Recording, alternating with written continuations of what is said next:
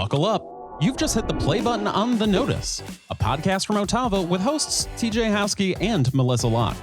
Expect to laugh, nod vigorously, and maybe even fist pump as we dive deep into the tech that powers your business, leadership that uplifts, and how culture can make your company the kind of place where everyone wants to clock in. So if you're ready for insights that stick and laughs that last, you've got a seat at our table.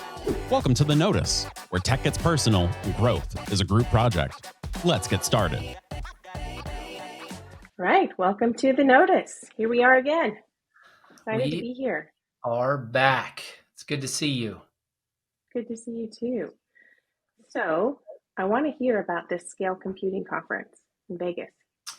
Man, it was cool. So big shout out and a thank you to Jeff Reddy, the CEO of Scale Computing. Got to meet his wife as well. She is lovely, very nice. And really what I know he would probably communicate as his other family. And Scale's been, in business about 17 years, located here in Indianapolis, or Naptown as the locals call it. And it was a lot of fun, a great opportunity to go out there to what is their annual expo and hear about where they're going from a product development roadmap. They're leaders, for those that haven't heard, in edge computing, and they're now starting to develop, obviously, advanced feature sets to address some of the market disruption that is occurring from what we've talked about in the Broadcom VMware acquisition. So that conference was fun. Took a big team out there, had a chance to evaluate that, spend some time together. It was really, really great. So yeah. So how about you? You just did a mic drop moment and had some fun, burn the stage down.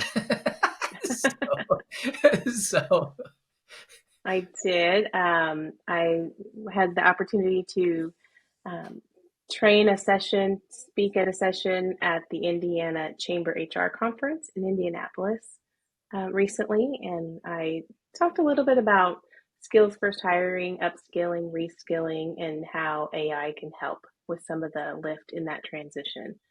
So it was good. That's cool. I'm stoked. We're talking about that today a little bit too, right? Yes, we're going to talk about that today, cover some of the information that I shared at that conference. And, I'm sure you have some good insight into some of that too. You've seen it in the works at Otava, and we've benefited from some of that. And we'll have Chris Barilski on, our product manager, who's going to talk about an upcoming webinar for Secure, the U in Secure. The U in Secure. I hope we can get him to do his happy dance. If he can break out, do his happy dance. Surely we can. I think we can. Chris has the best personality. I love him. He's awesome. He's awesome.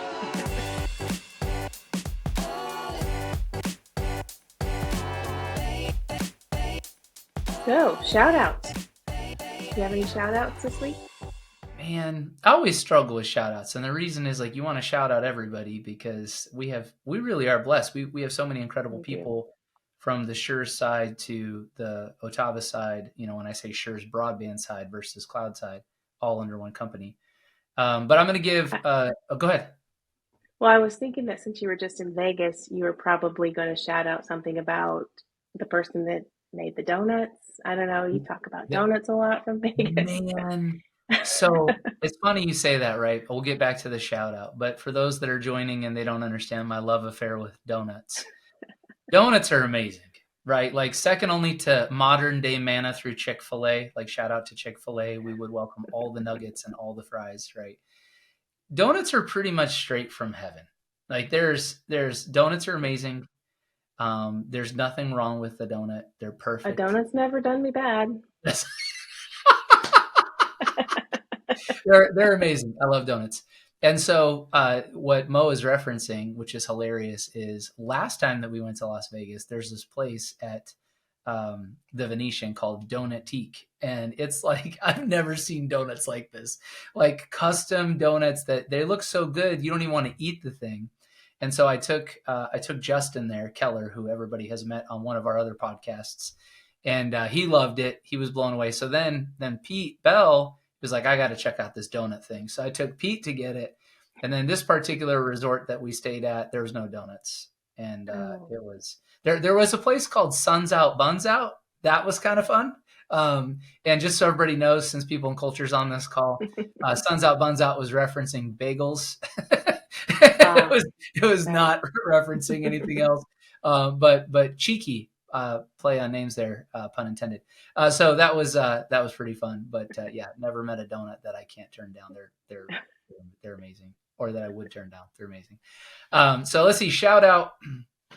I would say, you know what? I'm going to shout out Jeff Reddy and Scale Computing and say thank you. You know, they hosted us there, and they really opened up the doors for us to have an opportunity to come out as a partner and really evaluate the platform and the time together. And so while not under the Sure's roof that we would give this shout out, it's a strategic partnership to us, and we're excited about it. And so thank you very much for hosting us and having us. It was fantastic. So how about you, Mo? Yeah, I'm going to shout out Leslie Winey, and Oh, she that's is one of the executive admins at Sure's, and I'm on the Sure's foundation board. And she just takes care of everything. I get to show up and look like I have it all together, and really, it's all her. She keeps everything organized, makes sure all the appropriate forms are signed, and it just runs so smooth with her being a part of it. And so it's one of those behind the scenes roles that no one really acknowledges or recognizes enough. And so I just wanted to take a minute and say thank you to Leslie Winey. She's amazing. Yeah, that's a great shout out. She is amazing, and she makes everything look easy. like like it's not. And she is, I mean, so incredibly organized. She's been with Sure's for a while too, right? She's been part of the Yes, organization. over 30 years. That's amazing. Yeah, Yeah. she's wonderful. So Leslie, shout out. That's awesome. Really, really cool.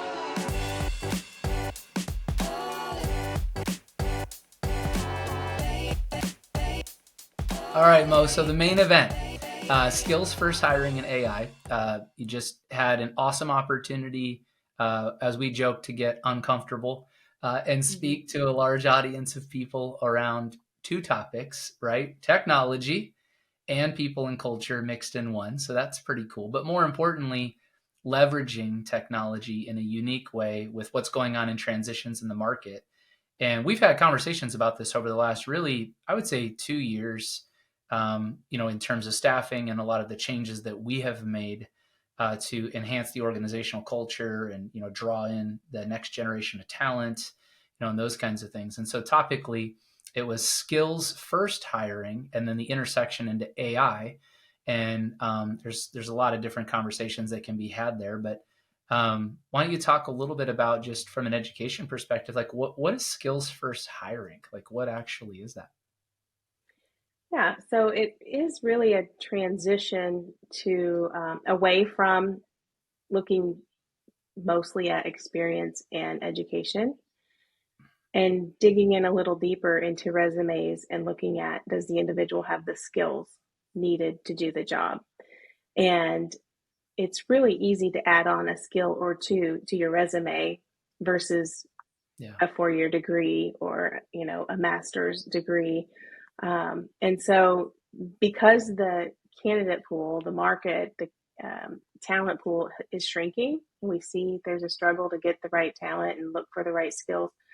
It is an opportunity to expand that pool. And so if we're not excluding all of those who don't have a traditional 4-year degree, we have a broader candidate pool, a more diverse candidate pool, and there's some real benefit to businesses for that. Yeah, no, that's good. I think, interestingly, right, like we see this a lot in technology because, you know, for folks that grow up in this space, it's kind of like the bug bites them early and they learn these skills at early ages and then spend 2 decades in it. And they might not actually have quote unquote formal university level education, but from an experience perspective and a skills perspective, you know, they have doctorates, whether it's networking, security, you know, those kinds of things. And so you're seeing that major transition. And here at Otava, particularly, you've been instrumental in helping me think as we've started to organize. I can't tell you how many times we've used the word hybrid in a role where it's like, well, this role is like a little bit of this and a little bit of that. And I will say, to give you a shout out, one of the most challenging pieces I think leaders are going to have that we went through, and I think you did an incredible job of bridging this divide, was being okay with breaking out of historical norms like traditions. They're like, well, we've always hired this way, and this is how we apply for a role, and this is how we benchmark the compensation for the role. Instead of, well, let's focus on what do we want to get out of the role? What are the skills that we need for the role? Let's then define the role's responsibilities, and then let's work into what's the right title for that. And then from a compensation perspective, having a willing person, and in this case, you, to say, I'll do the research. I'll think about, if this was the role and this is the tenure, if I was to take the best of this and the best of that, here's what that comp package would look like. And now after 2 years, I think you've turned it into a science, but it was an art when we started. But is that kind of how you see it too? Like, we've been through a journey on this one, and I think you've done an excellent job of helping us reimagine, the way that we go through that. Yeah, I think not only that, but in helping employees who want to advance their career and maybe we don't have that next level role ready, for providing those opportunities for them. And that, I think it's easier in IT, just because there are so many certification opportunities where you can demonstrate with an external, third-party certification, some of those skills that you've acquired, and that can elevate you in your career. So not only in how we hire and how we build roles, but also how we that mobility through the organization. It's really helped us. Yeah, I think that's right. Like, I can think of, like, this will be fun. I'll take one, you take one, but think of our special guest today, the shout out or the brief drop in with Chris, right? Mm-hmm. Chris started at entry level IT many years ago and committed to adding skills along the way and advanced in through support operations, subject matter expert, a team lead, and then transitioned completely different domain into product technology. Mm-hmm. And then now just recently completed certifications as a product manager, going through formal. So that was 2 parts, right? His commitment to wanting to keep growing and going through, and then our commitment as an organization to give that clear path and to provide funding to support the education for him along the way. So I can think of that. But what other areas, we've had a lot of success with this in organically growing people. What other successes can you see that are fun for you? Well, I think my brain just might work this way because it's literally how I grew my own career. Yeah. So, I started, it was just a temporary filing. Can you do this for 2 weeks? Get us caught up. I was just out of high school. So it was literally the only skills I had. I knew the alphabet. Can you file these invoices for me? ABDs and 1, 2, 4, so you were good to go.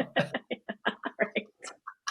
And so I did this filing, and then they had some other area I could fill in, and then they just kept finding work for me to do. And I kept, there was opportunities to learn and to demonstrate that I had the ability to do these things. So I was able to in person demonstrate my skills and show value live in 3D, where I wouldn't have been able to qualify for that same type of role with, through an external company if they were to look at my resume and I didn't have, this 4-year degree. Like, what are you doing as the HR manager when you don't have a degree? But I was able to demonstrate it firsthand, and I wanted to learn every role. I wanted to learn every piece of it, and I did the certification work, which HR is another field that has the certification opportunities to kind of demonstrate your knowledge and skills. And so it's the way I grew my career, and I'm energized by it because now we're kind of seeing that is maybe the way that we get through this little issue with our talent pool shrinking. So. For sure. And you even went back, for those that don't know, Mo went back to school later in life and put herself through a program after she identified, like, this is what's exciting to me. And I think it's wonderful. And I'll go on record here and say, especially if you're somebody that watches this because you're like, hey, I like some of the leadership insights or some of the differences and considerations, like, there's recipes for success in this, though. So I hope that we don't miss what's in between the lines as you read this story. And that is, it takes a business, like, it takes an organization that's willing to commit to this approach. So this is a top-down thing that we're okay with. We invest in people, and we understand that some people are a crock pot and some people are a microwave. So they all learn at different rates, and they have different levels of talents and experiences. And so when you commit to this, sometimes the journey to develop really good talent long-term is measured in years. It is not measured in months or half years. So one, you have to be committed as an organization. 2, you have to follow all the way through, not with just your words, but more importantly, your actions. And that is put money and time as an investment into the resources and create clear expectations of, we will do this and you will do that. And I think that's an area where we've been really successful, Mo, is laying out what we call step plans, multi-year step plans for employees. It says, you do this, we'll do this, and we'll achieve these things together. And so we've had great tenure, as a result, and participation, from employees over the years. So I think that's really, really important because you're always great about reminding me, hey, like we have to challenge ourselves. Like the organization has to set this up for somebody to be successful. We can't just, put it out there and be like, well, how come they're not doing it yet? Like there's a process, right? That's right. And it really is a win-win. I mean, the employees stay energized in learning and developing, and the business stays up to date on the skills they need. For sure. I think one of the statistics in the information that I shared was that 25% of the skills we have today didn't exist in 2015. And so, and that's going to change even more rapidly as we go forward. And so one of the questions, well, what does this have to do with AI? Like, what's AI have to do with it? Okay, you've been talking about, skills and the talent pool. Well, there's a lot of work to transition into this view, into this focus on skills. But I mean, ChatGPT, if you're not letting ChatGPT help you with your job descriptions, I mean, what used to take, 2 hours can take you literally 45 seconds now. Yeah. And so there's just some ways that you can lean in and dip your toe into AI to help with some of these administrative tasks, and then you can focus on more meaningful work. And so it definitely are some opportunities to dig in. And I think one of the main things I learned in the research as I was doing this, preparing for this session and for the Indiana Chamber, was that do it. Do it, because the longer you wait, the harder it will be to catch up. Yeah, Start 100%. now. Yeah. 100%. And you're right. Like I've watched how fast we've been able to evolve and create new efficiencies. And again, another skill for you, learning how to use AI to create effectiveness and advance the people and culture business department. And so when you think about that, we started with job descriptions, but now you can do skill mapping, where it's like, okay, we're posting for the following role. And, I want you to review this resume coming in. What skills correlate? What skills don't? What are the gaps? Like there's a lot of really interesting ways in which you can do it. And I kind of liken this to not even 10, 11 years ago, more like 10, where, what was digital transformation? And now all of a sudden it's like, well, what's a social media expert? And I remember people mocking comments that we would make where it was like, oh, I could hire my 10-year-old daughter or my 10-year-old son to come in and be an SEO expert and do social media. And now it's one of the most sought after roles and highly skilled, and there's a lot to it, right? So, we tend to make fun of what we don't understand or dismiss it. But to your point, because of that, we miss the window. And so all of a sudden now you're behind the competitive curve for, in this case, which is what's most important, and that's talent recruitment, getting and keeping, really good people and developing really great skills. So, way to go. Great topic. I'm glad that you're driving forward with this and stretching, because for your peers and people and culture just in the industry, they can learn a lot from the uncomfortable space you're going to regularly. That's right. So, that is right. So it's good. It's good stuff. Well, good stuff. So if folks want to check out, your engagement, we will be posting more information about some of these speaking engagements that we're doing. We talk about them here on the podcast, but for the audience, we get them at delayed timing from the third parties that we participate in. But we'll make sure that we link it in the comments for this particular podcast, and you can get out there, whether it's the copy content or the post video feed. But I know that it's great and it's rich content for anybody that wants to dig into it.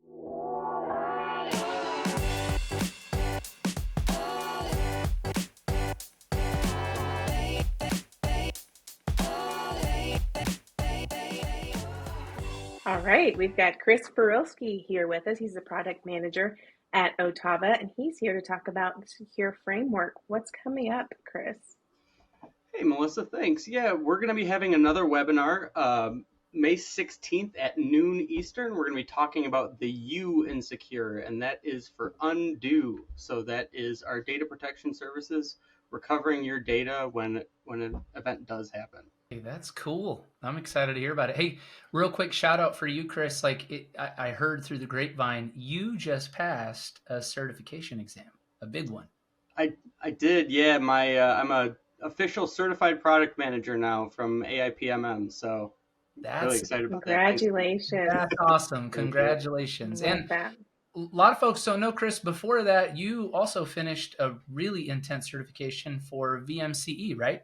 That's correct, yeah. So our partners on the webinar, Veeam, I actually passed their VMCE, the Veeam Certified Engineer, back in the fall. So, yep, I guess I'm an SME now. You are, whether you like it or not. You are, yes, for sure. Well deserved. Now you can do that happy dance that we saw before. Nice. Nice. That's awesome. Very cool. Excited to hear about Secure and dig into the undo and the elements that are attached to that. That's going to be awesome. It's fun to watch your team and everything that's coming out from both product and marketing. We're really appreciative. Yeah, for sure. Thank you. Yeah, it's going to be a lot of fun. We're going to talk about all the different stuff that our Veeam products can do. And it's not just undo, it kind of spreads out a little bit. So tune in and hear more about the actual fun stuff that our Veeam solutions do besides just undoing and restoring your data. And make sure to visit otava.com/secure or check out the description. There's going to be a link to the webinar in there as well. Very cool. Like all the things, subscribe to all the things, follow. Yeah, push the buttons, right? I love it. Thanks so much, Chris. Thanks, guys.